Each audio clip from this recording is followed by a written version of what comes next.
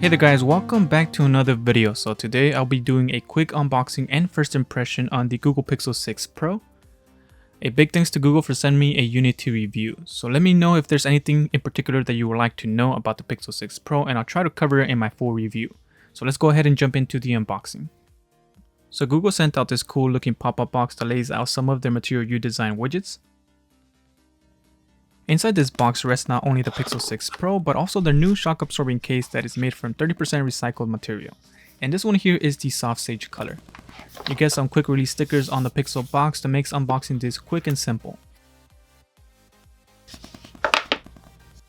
Inside this box you get the Pixel 6 Pro with its back to you. And I'll set this aside for now.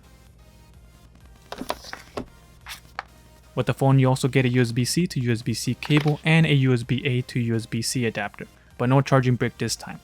It's kind of a bummer since their Pixel now supports up to 30 watts charging instead of the typical 18 watts.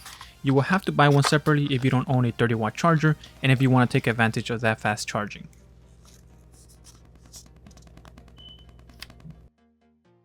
Now jumping onto the phone, this one here is the stormy black one and it picks up fingerprints really easy. I have to keep constantly wiping mine down.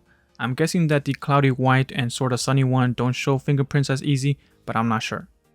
So the Pixel 6 Pro is giving me a Samsung Note vibe with this boxy appearance and curved display from the front, and a Nexus 6P vibe from the rear camera design.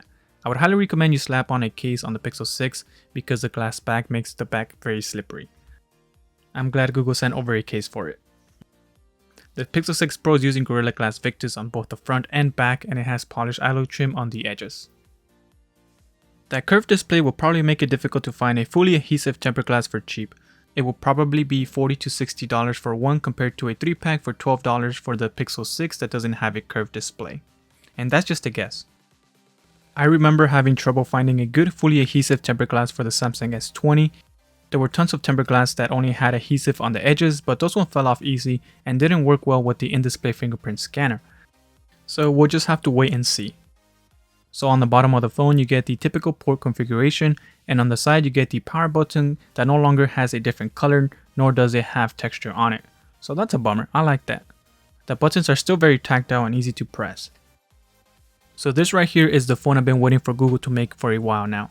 The Pixel 6 Pro has a large 6.7-inch Quad HD Plus display, a massive 5003 mAh battery, and an updated camera array that now houses a 50 megapixel wide lens, a 12 megapixel ultra wide lens, and a 48 megapixel telephoto lens. I can't wait to test out the new cameras and the new camera features. I am also excited to test out the Google in-house Tensor processor. I'm curious on how well it will handle day-to-day tasks, especially with that 12 gigs of RAM. Alright, so that concludes today's quick video. Let me know what you would like to know about the Pixel 6 Pro, and I will try my best to cover it on my full review.